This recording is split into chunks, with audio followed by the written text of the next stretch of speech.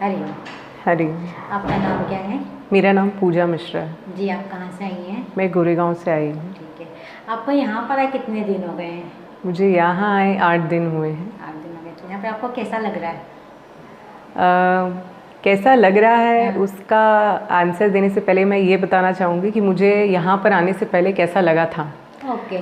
मैं यहाँ पर आने से पहले खुद को जानती ही नहीं थी। ओके। जैसे बिना मार्ग के भटके हुए प्राणी की जैसे बस चली जा रही थी। अब 8 दिन के बाद ऐसा लग रहा है कि अब तो एक्चुअली अपने आप को जानना शुरू किया, ज़िंदगी कैसी जी जाती है वो समझना शुरू किया। समझ में आ रही है। नहीं तो अब तक तो जैसे हम नींद की अवस्था में बस किसी ने बोला और हम बस चल रहे हैं। भेड़ चाल होती है। हाँ, भेड़ चाल, बस पता ही नहीं है कि क्यों कर रहे हैं, क्या कर रहे हैं और क्यों कर रहे हैं। ना किसी ने कभी सोचने पे मजबूर किया, ना हमने खुद के लिए वो समय निकाला कि हम भी बैठकर एक बार सोचें कि जो हो रहा है वो आखिर क्यों हो रहा है। अच्छा, तो जैन योगा के हिसाब से इच्छा शक्ति का क्या महत्व है?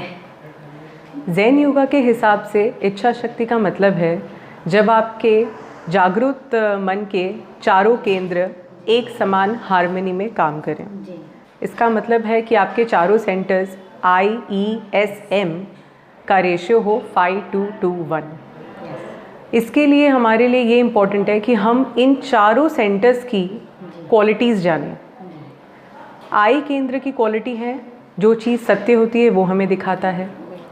ई सेंटर की क्वालिटी होती है जो हमें बार बार पास्ट में ले जाता है, कुछ ऐसी चीज़ों से कनेक्ट करवाता है जो हमारे पास्ट में हुई है, हमें प्रेजेंट में याद दिलाता है और हमारे फ्यूचर की कल्पना हमसे करवाता है। बिल्कुल ठीक कहा। एस सेंटर का क्वालिटी है कि वो हमें जो हमारे ई सेंटर ने सोचा या वो जहाँ हमें ले गया उसके लिए या तो हमें वो बहुत ज़्यादा उत्साह दे देगा या तो हमें बहुत ज़्यादा निराश कर देगा। तो ये जो एनर्जी का इंटेंसिटी है वो हमारा एस केंद्र डिसाइड करता है। इसका मतलब ई और एस दोनों ही साथ मिलकर चलते हैं। और एम मोबिलिटी सेंटर, उसका काम सिर्फ ये है कि जिसका पल्ला भारी मैं वहाँ जाऊँगा। ये तो ऐसा देखो दुनिया का दस्तूर है, दस्तूर है। पल्ला भारी होता है, हाँ, अगर आप देखेंगे आम इंसानों को भी तो भी वैसा ही, हम भी वैसा ही हैं। जिस जहाँ पे ज़्यादा दिखी संख्या हम वहीं चल रहे हैं। लेकिन हम क्यों चल रहे हैं इस चीज़ के बारे में हमने कभी गौर नहीं किया।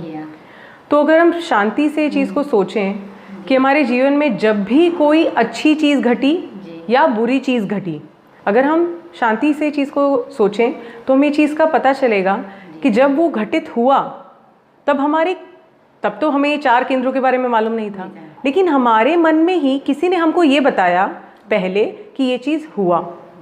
फिर वो गया किसी और के पास और उसने आपको डायरेक्ट किया कि देखो ये जो हुआ है वो या तो अच्छा हुआ है या तो बुरा हुआ है। और वो सही बात, या तो अच्छी होती है तो बुरी होती है। उसके बाद वो गया नेक्स्ट केंद्र के पास, उसने डिसाइड किया कि आपका इंटेंसिटी लेवल क्या होना चाहिए। या तो आप बहुत खुश हो जाएंगे उस इवेंट के बाद, या तो आप बहुत ज़्यादा दुखी हो जाएंगे और अल्टीमेट आपका रिएक्शन होगा। हमें ज़ेन योगा में आने के बाद ये पता चलता है कि ये जो चारों प्रक्रिया मैंने आपको बताई ना, इनसे तो आप बाहर नहीं भाग सकते। इससे कोई लेना देना नहीं कि ये चीज़ें से वो हट जाएंगी अगर आप ये कोर्स कर लेंगे तो। नहीं। लेकिन इसका उद्देश्य ये है कि आप इन चीज़ों को कैसे डील करना सीख जाएंगे। और इसका सिर्फ एक ही तरीका है, वो है अपने आप को बार बार ये चीज़ याद दिलाते रहना कि हम इस जीवन में क्यों आए हैं और हमने जन्म क्यों लिया है। बिल्कुल ठीक कहा आपने। और एक बहुत सरल एग्जाम्पल है, जैसे कि जब तक हम खाना अपने मुंह में ना डालें, अपने पेट तक ना पहुंचाए, तब तक कोई चीज़ को हम देखकर ये नहीं बोल सकते कि वो स्वादिष्ट है या वो अस्वादिष्ट है, हमें नहीं पता चलता। उसी तरह जब तक हम किसी की दी हुई चीज़ों या दी हुई बातों को जब तक अपने अंदर ग्रहण ना करें तब तक हमें कोई फ़र्क ही नहीं पड़ता। ये कितनी स्पष्टता है इस चीज़ में। तो हम ही हमारे दुखों का या सुखों का कारण बनते हैं।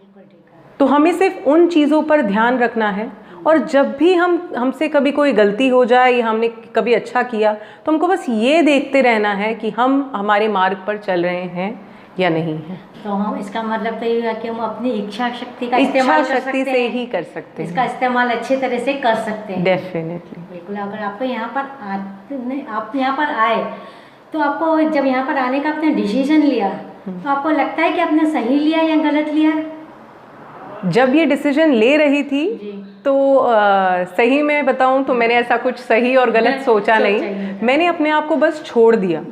अगर आप देखेंगे किसी चीज़ को अगर आप बहुत ज़्यादा दबाव डालें ना तो वो उतनी ही तीव्रता से बाहर फेंकती हैं वो चीज़। इसीलिए कभी किसी चीज़ों को ना ज़्यादा दबाएं ना ज़्यादा छोड़ें, बस किसी चीज़ को जैसा है वैसा रहने दें। हाँ, तो यहाँ आने का डिसीजन मेरा वही था कि जो जैसा है चलो देखते क्या होता है। बस। आप आए, आपने अपना कीमती वक्त दिया, इसके लिए धन्यवाद। हरिओम।